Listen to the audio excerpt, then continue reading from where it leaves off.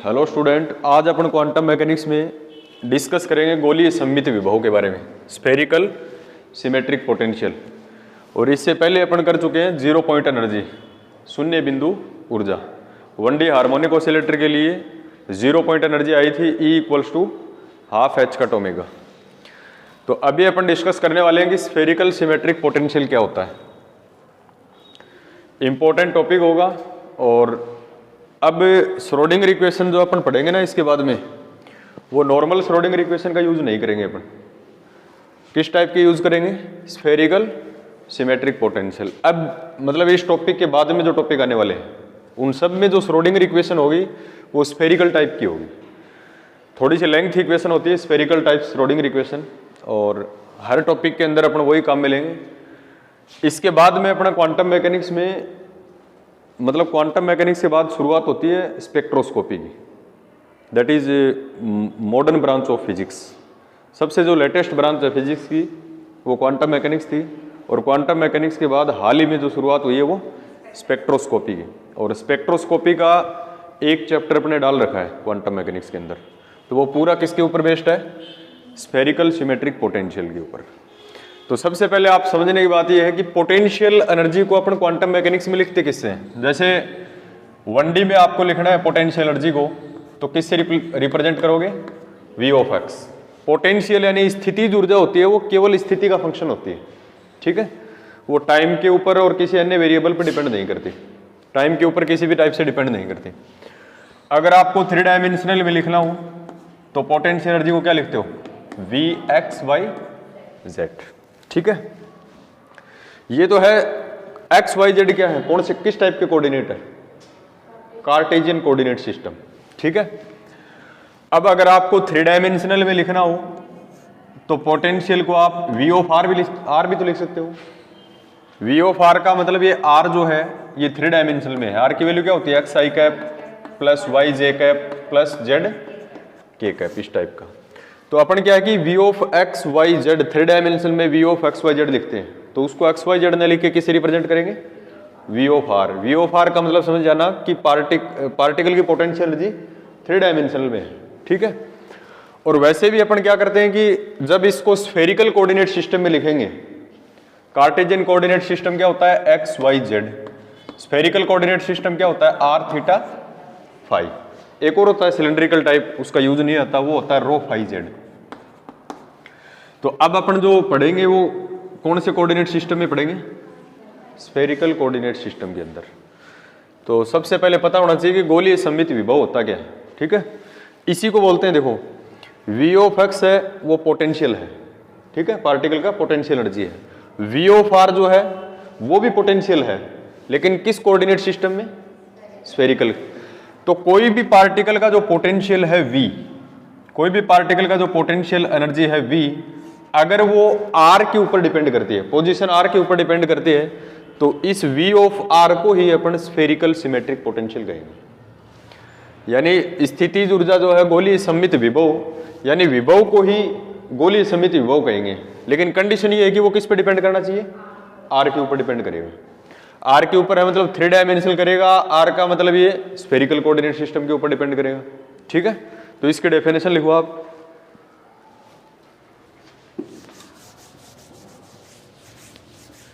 इसके डेफिनेशन में आपको लिखना है, लिखो एक विभव V गोलीय सममित विभव कहलाता है। एक विभव V गोलीय सममित विभव कहलाता है यदि V = V(r). A potential V said to be spherical symmetric potential if V = V(r). मतलब एक विभव गोलीय सममित विभव कब कहलाएगा? जब वो V जो है वो डिपेंड करे किसके ऊपर? R के ऊपर डिपेंड करे, ठीक है। अब अपन क्या करते हैं कि स्फेरिकल टाइप के अंदर अपन ने जो श्रोडिंगर इक्वेशन पढ़ी है ना, श्रोडिंगर इक्वेशन को अपन कैसे लिखते हैं, minus H cut square by 2m, 3 dimension की बात करें तो del square psi plus V of X Y Z यानी psi equals to E psi. अब आपसे ये पूछ ले कि ये जो श्रोडिंगर इक्वेशन है वो कौन से सिस्टम के अंदर, कार्टेशियन में है या स्फेरिकल के अंदर, गोलीय निर्देशांक तंत्र में है या फिर कार्तीय निर्देशांक तंत्र, कार्टेशियन में होगी, क्योंकि डेल स्क्वायर की वैल्यू क्या होती है, del square by del X square, del square by del Y square, del square पर डेल जेड स्क्वायर। इसी इक्वेशन को आपको स्फेरिकल कोऑर्डिनेट सिस्टम में पूछ ले तो आप कैसे लिखोगे इसको, तो स्फेरिकल कोऑर्डिनेट सिस्टम के अंदर अपने को इक्वेशन को लिखना है, ठीक है।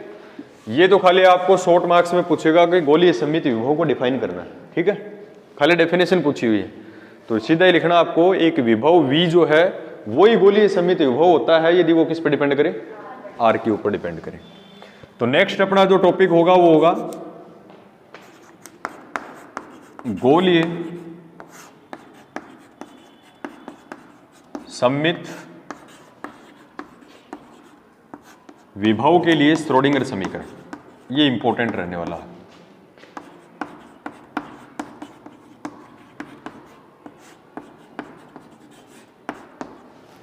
गोलीय सममित विभव के लिए श्रोडिंगर समीकरण इंपॉर्टेंट है, याद रख लेना इस इक्वेशन को। अगर आप इसको डायरेक्ट याद नहीं कर पाए तो स्पेक्ट्रोस्कोपी आपको समझ में नहीं आएगी किसी भी कंडीशन में, ठीक है। तो श्रोडिंगर इक्वेशन जो जनरल वाली है उससे आपके यूनिट सेकंड, थर्ड, फोर्थ उनका काम हो गया, और जो ये जो इक्वेशन बनेगी श्रोडिंगर की स्फेरिकल कोऑर्डिनेट सिस्टम के अंदर उससे आपका यूनिट 4 और 5th का काम होगा, ठीक है। मतलब Schrodinger equation for spherical symmetric potential,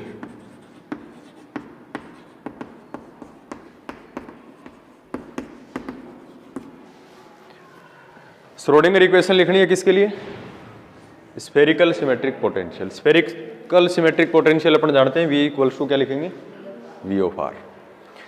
तो सबसे पहले अपन क्या करेंगे, जनरल श्रोडिंगर इक्वेशन का यूज करेंगे कार्टेशियन वाले का, मतलब कार्तीय निर्देशांक तंत्र के अंदर श्रोडिंगर इक्वेशन क्या होती है।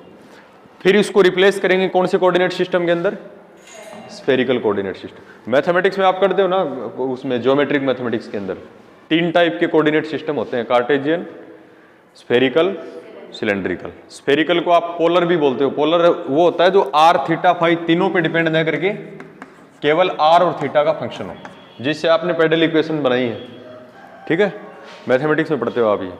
तो अपने को क्या करना है कि अभी r, थीटा और फाई के ऊपर डिपेंडेंसी देखनी है, ठीक है, r, थीटा और फाई के ऊपर डिपेंडेंसी।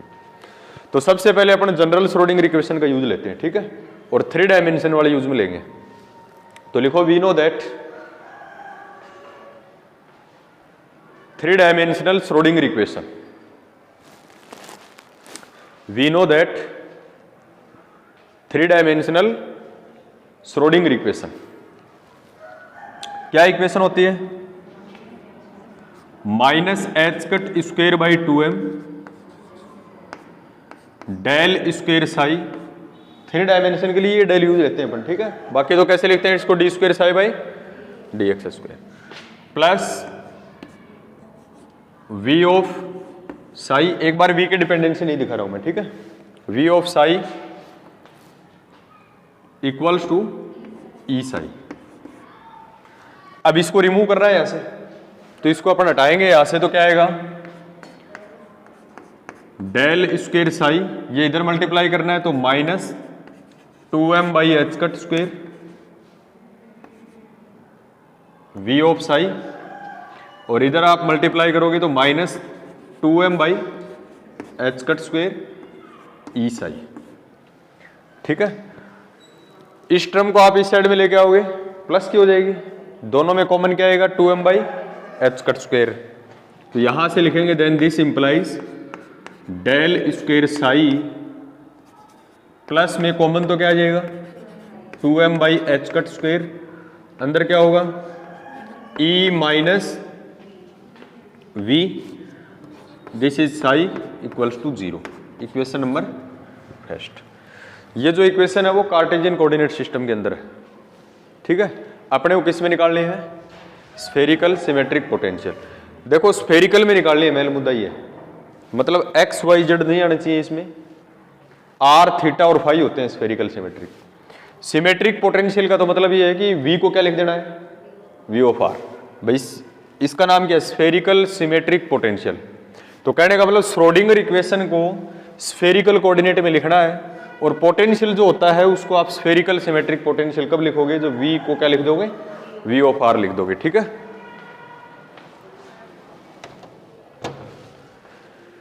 तो अब क्या करेंगे अपन? इसको स्फेरिकल के अंदर कन्वर्ट करेंगे। तो स्फेरिकल में कन्वर्ट करने से पहले आपको पता होना चाहिए कि स्फेरिकल कोऑर्डिनेट और कार्टेशियन कोऑर्डिनेट सिस्टम के अंदर रिलेशन क्या होता है।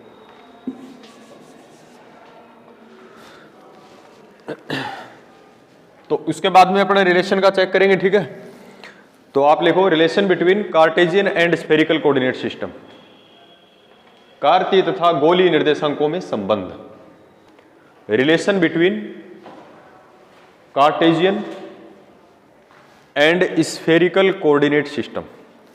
ये मैथमेटिक्स में पढ़ते हो आप रिलेशन? किसी को याद हो तो बता सकते हो। एक्स वाई जेड की वैल्यू क्या होती है? ये पोलर में होता है, ठीक है। आर थीटा फाई तीनों में रिलेशन चाहिए आपको। तो करना क्या है? देखो रिलेशन आपको ये पता है कि x की वैल्यू क्या हो, y की वैल्यू क्या होती है और z की वैल्यू क्या होती है, ठीक है। आपको x y z का पता होना। x y z क्या है? कार्टेशियन। इनको किस में कन्वर्ट करना है?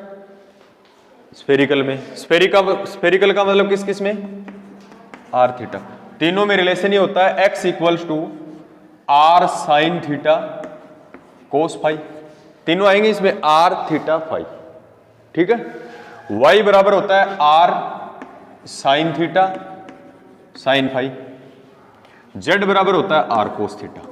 ये तो फिक्स है, फाई के ऊपर डिपेंड नहीं करता, ठीक है। z इक्वल्स टू कितना होता है? Are cos theta. इन सबको मिला के अपन दे देते हैं इक्वेशन नंबर 2।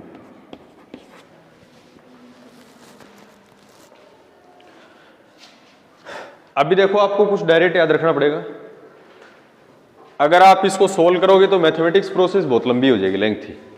टॉपिक अपना बी सेक्शन में ही आता है कि गोलीय सममित विभव के लिए श्रोडिंगर समीकरण लिखो आप, और नहीं तो अगर डायरेक्ट इक्वेशन इसकी बहुत बार आपके एग्जाम में पूछी गई ए सेक्शन में, तो आपको डायरेक्ट उस इक्वेशन को लिखना है। अब करना क्या होता है देखो मैं आपको बताऊं। ये डेल स्क्वायर जो है वो कार्टेशियन कोऑर्डिनेट सिस्टम में है। ये del square Cartesian coordinate system के अंदर क्या होता है? डेल स्क्वायर जो होता है वो कैसे लिखते हो आप? D square by D x square plus d square by d y square plus d square by d z square, ठीक है।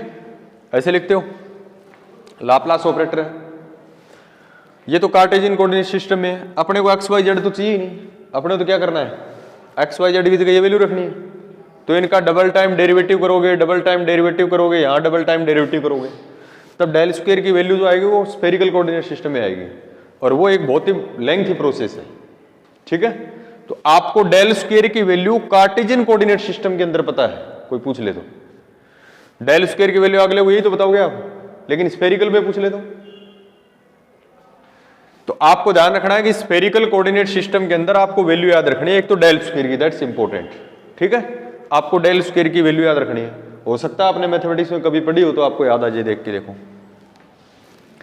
तो इसके लिए मैं करता हूं इन स्फेरिकल, ये तो कार्टेशियन में है, in spherical coordinate system, in spherical coordinate system. इस इक्वेशन को स्फेरिकल में कन्वर्ट करना है तो कुछ डेटा याद रखना आप। साई जो है उसको साई ही लिखना है, लेकिन अब की बार साई की डिपेंडेंसी किस किस पे होगी?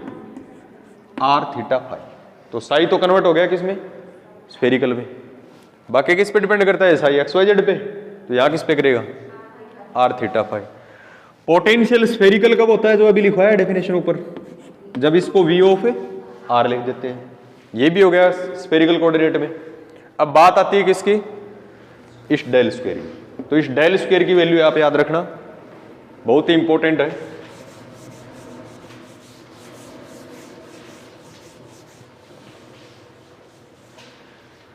तो इस डेल स्क्वायर की जो वैल्यू है वो स्फेरिकल कोऑर्डिनेट सिस्टम में थोड़ा सा लेंथ है देखो, लेकिन आसान है अगर आप याद करोगे तो इसको, और ये तो आपको याद रखनी ही पड़ेगी। डेल स्क्वायर इक्वल्स टू क्या होता है, 1/r² del by del R, R square del by del R, ये तो आर पे डिपेंडेंसी होती है, plus 1/r² sine theta del by del theta sine theta del over del theta. ठीक है, ये थीटा की डिपेंडेंसी है, plus 1/r² sine square theta और del square over del phi square, ये होता है। ये डेल स्क्वायर की वैल्यू है, ये भी डेल स्क्वायर की वैल्यू है, लेकिन ये किस में है, कार्टेशियन में, और ये किस में है, स्फेरिकल के अंदर। ठीक है, कोई ट्रिक तरीके से याद रख लेना। देखो सबसे पहले बाकी डिफरेंशिएशन की टर्म छोड़ो, क्या है अपने पास r थीटा फाई, सबसे पहले क्या आएगा 1/r², फिर साइन थीटा से मल्टीप्लाई कर देना अगले वाले टर्म में 1/r², नेक्स्ट टर्म में एक और साइन से मल्टीप्लाई कर देना 1/r² साइन स्क्वायर। तो बाहर वाली टर्म जो है डिफरेंशिएशन से वो याद कैसे रखनी है, 1/r², फिर साइन थीटा से गुणा 1/r² साइन थीटा, फिर अगले टर्म में एक और साइन थीटा से गुणा। ठीक है, 1/r² साइन स्क्वायर। फिर r थीटा फाई का है तो डिफरेंशिएशन करो, del by del r del by del theta del by, वो वाली टर्म तो अलग याद रखनी पड़ेगी आपको, क्योंकि del square by del phi square. अब जो बाहर है वही अंदर है, r² del by del are, यहां किससे मल्टीप्लाई किया था, तो sine theta del by del theta, वहां कुछ करना ही नहीं है। ठीक है, एक दो बार पढ़ोगे याद हो जाएगी। ये इक्वेशन आपको याद रखनी है, वेरी वेरी इंपॉर्टेंट। ये इक्वेशन याद होगी तो श्रोडिंगर इक्वेशन लिखने में कोई दिक्कत ही नहीं है। और तो क्या दिक्कत है बताओ आप, देखो डेल स्क्वायर की वैल्यू आपको स्फेरिकल में रखनी है, जो ये होती है, साई को आपको साई r थीटा फाई लिखना है ओनली, और v को v ऑफ r लिखना है, तो ये स्फेरिकल में कन्वर्ट हो जाएगी। तो इंपॉर्टेंट कौन हुआ, डेल स्क्वायर। इस डेल स्क्वायर की वैल्यू आपको याद रखनी है। ठीक है, तो equation first implies del square की वैल्यू रखोगे स्फेरिकल में कन्वर्ट करने की, तो डेल स्क्वायर की वैल्यू होती है 1/r² del by del r, r² del by del r, plus 1/r² sine theta del over del theta sine theta del over del theta, plus 1/r² sine square theta del square over del phi square. ये तो है इस del square की value. Into में इसके क्या है, into में है इसके साई, इनटू में है इसके साई, और साई को क्या लिखना है, साई को क्या लिखना है, psi r theta phi, psi r theta phi, plus में क्या है, इसको मैं यहां से रिमूव कर देता हूं। देखो